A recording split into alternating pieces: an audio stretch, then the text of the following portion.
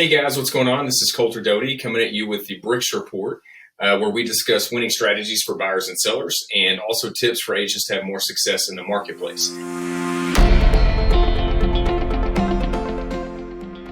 And so I wanted to discuss with you guys today kind of this topic I've been thinking about recently of just competing in the market right now. And this is really more from a buyer standpoint. Working with buyers, working with sellers is kind of a different strategy, but I want to talk to you guys working with buyers and competing right now in the market. And so I thought about doing this the other day because I was working with a buyer recently a couple days ago, and we were out showing property, and we went under contract basically right away.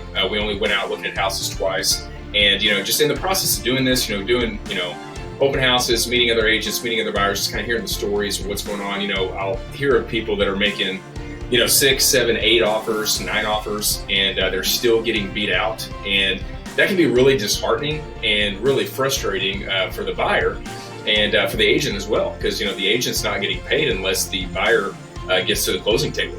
And so I wanted to kind of share, 5 points that I feel like are impactful when it comes to making offers, and especially in this current, low inventory climate that we've got. And so the first thing is competing at your price point. And so I did a video on this the other day. If you haven't seen it, feel free to go back and watch it. But I talked about the price is not the price, but you really have to compete at your price point. And so what I mean by that is if there's a house that says, it's listed at $300,000 right now, understand that house is actually going to be competing a lot of times in the $310,000 to $320,000 range, sometimes even higher. I had a listing a while back that we listed at $299,000 and it sold at $326,000 and appraised for that. And so it's a little bit crazy right now with appraisals and the way things are working. But compete at your price point. So this buyer I was working with, they were qualified as high as $325,000, but they weren't really wanting to go past, about $315,000. And so we really tried to hone in on stuff that was at like $290,000 and below. And so, yeah, they could technically qualify for that MLS list price at $310,000 or $315,000, but knowing going into it that it's going to go for, 3 to 5% higher than that, pushes them into an arena that they just didn't want to compete in. And so by sticking in that price point that was, $15,000, $20,000 below what they qualified for, that made it where we could really compete for that house that they really wanted. And so another thing that we do is, a short option period. Okay, now you got to be careful with this. We won't go through all these in detail. We just don't have enough time. So if you've got, questions on this or comments, or even, if you disagree with some of these points, I'd love to elaborate more on a further video where we can comment back and forth. But a short option period, I say, a week or less, is short. Don't be doing 10, 12-day option periods. Now, that's really, in my opinion, only good for a house that, as you walk through it, you look at it, and it doesn't seem like there's a ton of repairs and things you're going to need to be inspected and looked at. If you're looking at a house that you can tell there's going to be a lot of, specialists you're going to have to be bringing in, if it looks like there might be some termite damage, you definitely know you got to get an HVAC technician out there. Different, foundation problems, maybe you've got to get a engineer out there, structural engineer.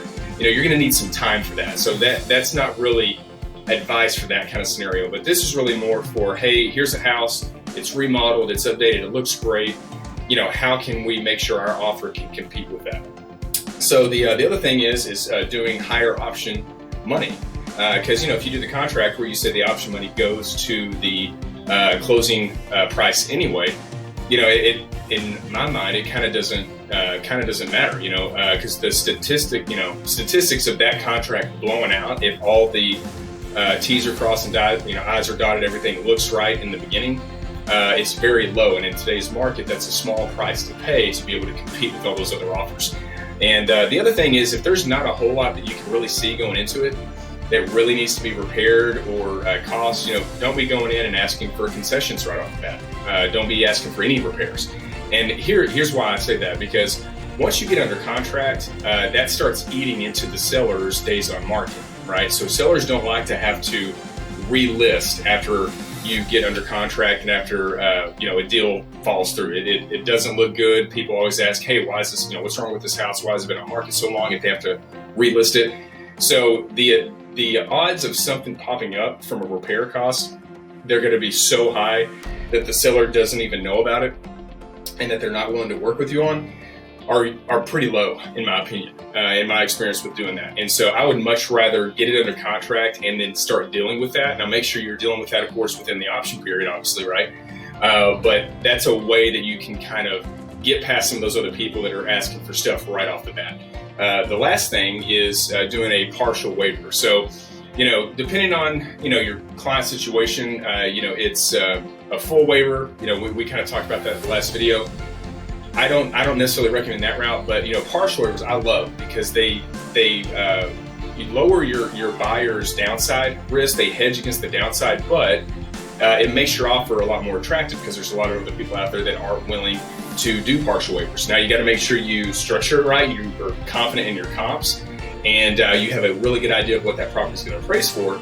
But if you do that and you do it right, you can really hedge your client's downside, but also make their offer look a lot more appealing to those sellers. So those are just a couple of tips. I'd love to hear some feedback from you. If you think otherwise, or if you agree, whatever. Let's get some conversation going, and I hope that was helpful.